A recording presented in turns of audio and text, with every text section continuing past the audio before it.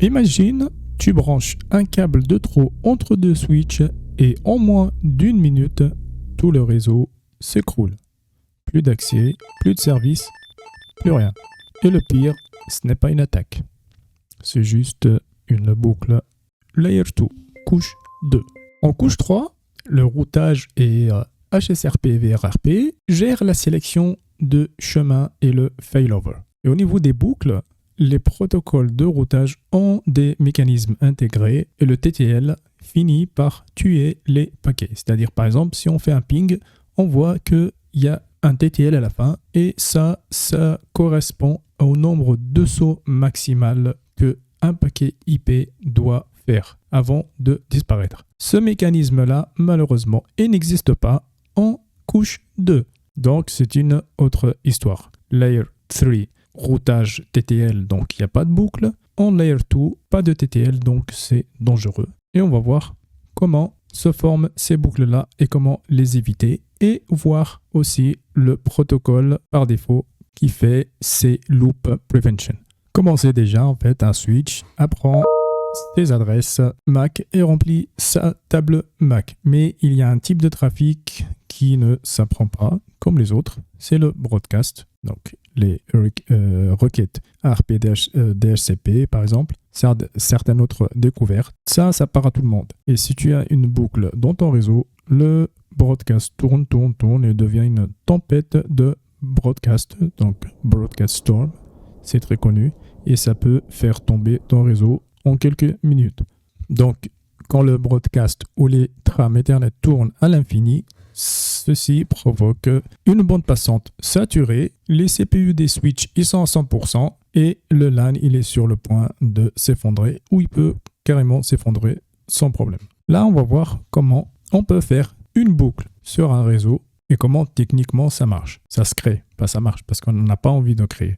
Donc là nous avons nos deux switches, nous avons un client ici et un autre ici par exemple. Et ces deux switches là ils sont connectés entre eux. Le PC1 contactera le PC2. Donc ça se passe normalement sans problème parce qu'on sait que le switch il va remplir sa table MAC et il sait où envoyer ses trames Ethernet. Si tu veux comprendre encore plus, c'est la première fois que tu abordes ce sujet. Sur les anciennes vidéos, on parle bien de ce mécanisme, même dans la session d'avant, introduction au réseau informatique. Donc nous revenons maintenant. Le switch, il va envoyer sa trame ici. Le PC il va envoyer sa trame. Donc le switch, s'il ne connaît pas l'adresse MAC de PC2, donc la première fois, il va envoyer à tout le monde. Et une fois le PC2 il répond à la requête, donc on sait qu'on doit envoyer la trame pour qu'elle atteigne ce PC. Parce que le switch, première fois, il va envoyer la trame à tous les ports, sauf le port où il a reçu la trame. Et une fois le PC répond, donc on va enregistrer son adresse MAC dans notre table MAC. Et la prochaine fois, on sait d'où rediriger la trame. Ça, c'est un fonctionnement normal du réseau et que les autres PC, s'ils ne sont pas concernés, donc ils vont dropper la trame, la traiter quand même parce que ça prend de la bande passante du CPU, mais ils vont la dropper, donc ils ne sont pas concernés et on est bon. Par contre, là, si je viens, par exemple, connecter un câble ici, connecter un câble ici, c'est le même.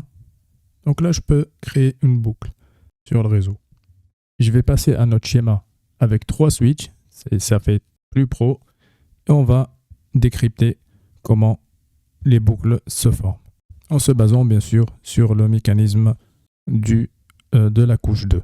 Donc là, nous avons nos 3 switches, nous sommes connectés comme ça et comme ça. Là, c'est une boucle. Donc là, on a un client, 1, ici 2 et ici 3. On va initier maintenant la communication. Donc comme on a dit, le switch il envoie la trame sur tous les ports, sauf le port où il a reçu la trame. Donc là, il va envoyer à tout le monde. Donc la trame, elle va passer par là, elle va sortir, et elle va passer par ici. Ok. Donc elle va arriver à ce switch. Ce switch-là, il va la transmettre à tout le monde. Donc elle va partir par là. Le switch, il va la recevoir, lui, et il va la transmettre à tout le monde. Sauf le port où il n'a pas reçu, où il a reçu. Donc il va la transmettre ici aussi. Et là, on va partir par là. Ce switch-là, il va faire la même chose. Il va envoyer tout le monde. Donc elle va ressortir par là aussi. Elle va partir là. Mais même si ce client-là, il est concerné, il va recevoir, on a envoyé une trame ici. Ce switch-là, il va refaire la même chose. Et donc là, on va créer une tempête de broadcast. Et ici, on va avoir un CPU à 100%. Ici, c'est pareil parce que ça va tourner en rond, ça va tourner à l'infini jusqu'à que en fait un switch tombe quoi. Donc normalement les switches ça se connecte pas comme ça, sauf si on a un protocole qui est activé par défaut, qui lui il va gérer ces boucles là, il va activer, désactiver des ports afin de protéger le réseau contre ces loops. Donc ici nous avons un protocole qui s'appelle STP, Spanning Tree Protocol, c'est lui qui intervient à ce moment-là.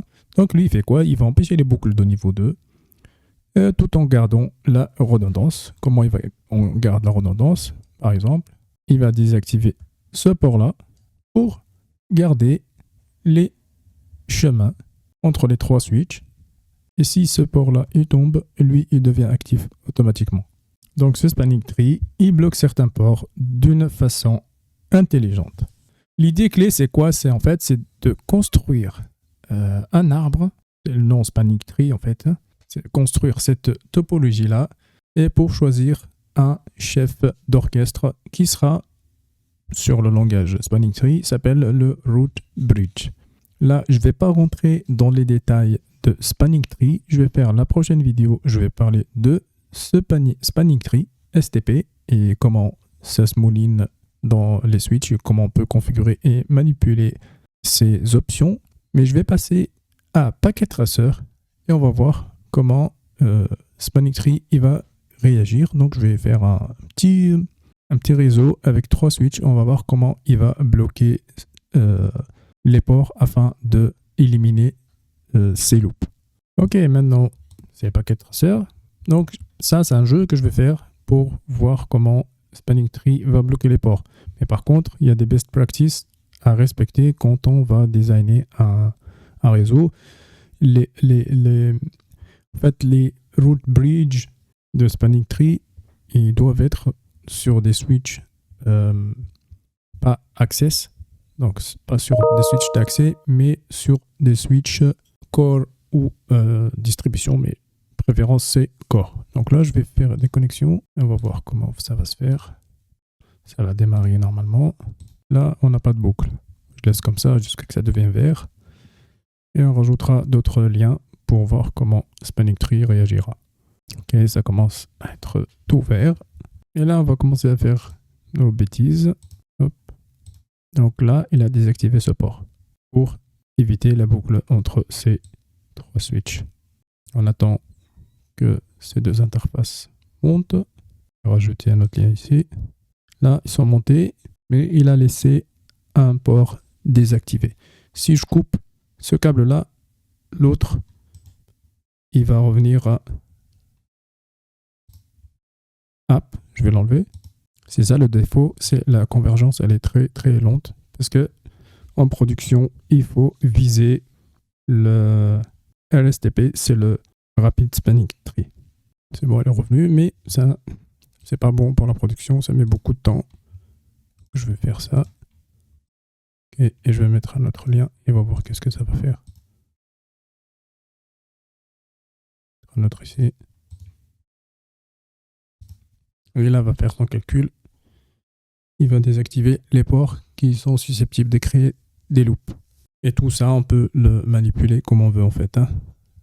On attend un peu. C'est pas un protocole très très rapide. Donc là, c'est ça, son verdict final. Donc il a bloqué 3 ports qu'on voit. Et là, sur notre réseau, on n'a pas de boucle. Pourquoi?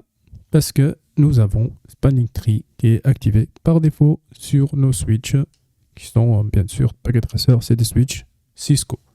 Donc là, ce qu'on retient, c'est en couche 2, sans Spanning Tree, une boucle peut tuer le réseau. Et Spanning Tree bloque un port pour sauver le réseau, pour éviter les boucles. Et en prod, en fait, il faut qu'on privilège RSTP ou MSTP et on manipule le route bridge. La prochaine vidéo va être dédiée à Spanning Tree et on va voir comment ça fonctionne en profondeur. J'arrive maintenant à la fin de la vidéo. J'espère qu'elle vous aidera et je vous invite aussi à s'abonner à la chaîne. Cela m'encourage beaucoup à continuer à créer un contenu pareil. Donc je vous dis à la prochaine vidéo. À bientôt.